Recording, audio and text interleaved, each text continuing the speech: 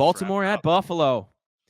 Baltimore is a 1-point favorite on the road. This was kind of surprising to me. I knew it was going to be a very tight spread, but they're giving the nod to the road team when the Bills are undefeated at home this year. Crazy, with a total of 51.5. That's also very, very high total.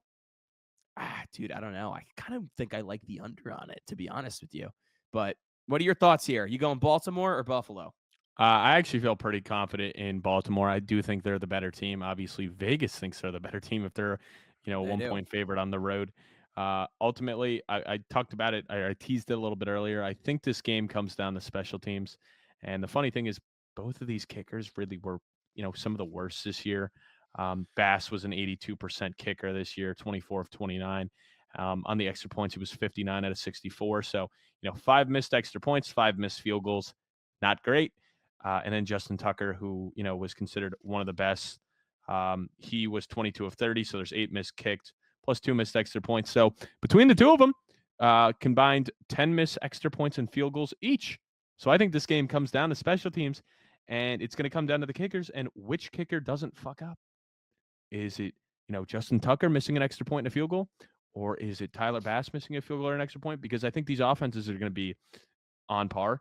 I think it's going to be tough for either team to get a takeaway on defense because I think both quarterbacks are going to be lights out. So I think it comes down to, what defense can get a stop and force them into maybe a field goal, maybe a deep field goal, or what offense is, scores a touchdown and the team misses the extra point. So that's what I'm calling here.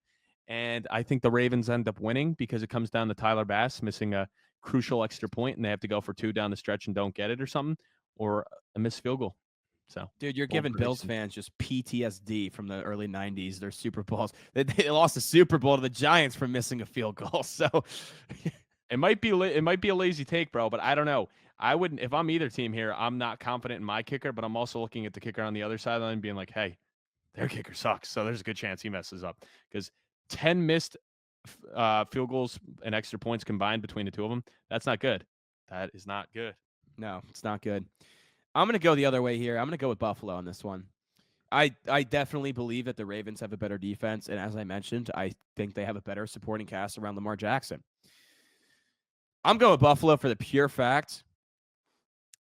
I think Josh Allen is going to play the game of his career. It's going to be the best game he's played to this point. Maybe not from a statistical standpoint, but from a gotta have it moment, clutch genes type of game, right?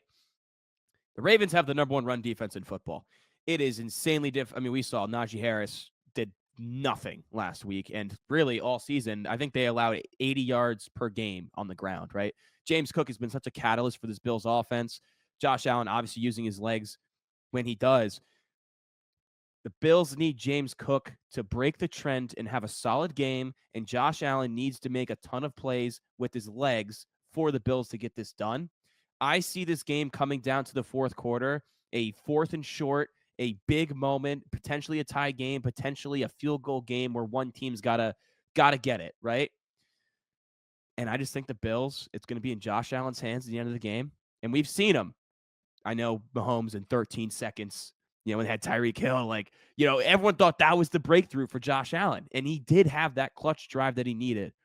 His defense let him down, never got the ball back. I think Josh Allen's going to have that clutch drive at the end of the game. He's going to get it done. The defense will hold, and they'll get the win.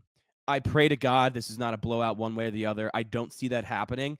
But if there were to be a blowout potential here, I think the blowout potential does lean towards the Ravens side. If I had to take what team has a better chance to blow the other out, I think Baltimore has more firepower. So I would say Baltimore in that regard. But the Bills are undefeated at home. I think this is Josh Allen's moment. And I think the discourse on Monday when everyone's going to be arguing Josh Allen is MVP, when it's like, as we talked about earlier, Lamar Jackson seems to have the nod right now. I think it'd be really fucking funny to listen to and hear those talking heads go back and forth and then see what happens with the MVP. Yeah. And like I said, under 3.5 kicks. Lock it in. Slam it. But yeah. With the snow too. That helps. Yeah. But also Derrick Henry's just been on fire. So, you could take the quarterbacks out of it.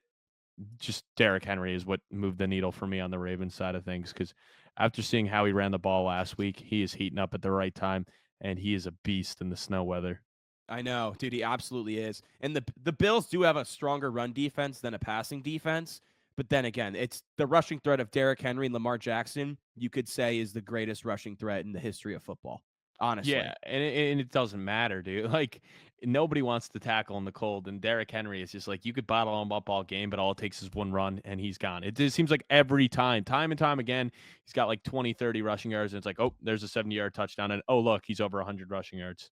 Yeah, no, that's how I felt against Pittsburgh too. It's like Henry, we had a good first half, and I was like, dude, how is he not scored yet? And then you turn around and like in the second half, and he's just gashing them, scoring his 2 touchdowns, and it's like, yep, there you go. It's only a matter of time with Derrick Henry. The Bills just have to hope the clock hits 0 before that time comes. But yeah, I mean that wraps it up, brother. I mean, there's not much Quick else to pod. say. We're in the divisional round, only 4 games, 43-minute pod, dude. We were fucking doubling this during the season, hour and a half, but. Dude, I'm so pumped for this weekend. The game's going to be awesome. We still got a ton of crew necks for sale. Wherever you're listening to, please like and subscribe. So pumped for the games this weekend. It's been such a fun season. We don't have many pods left this season, so appreciate you guys tuning in. Reagan, last words. Peace.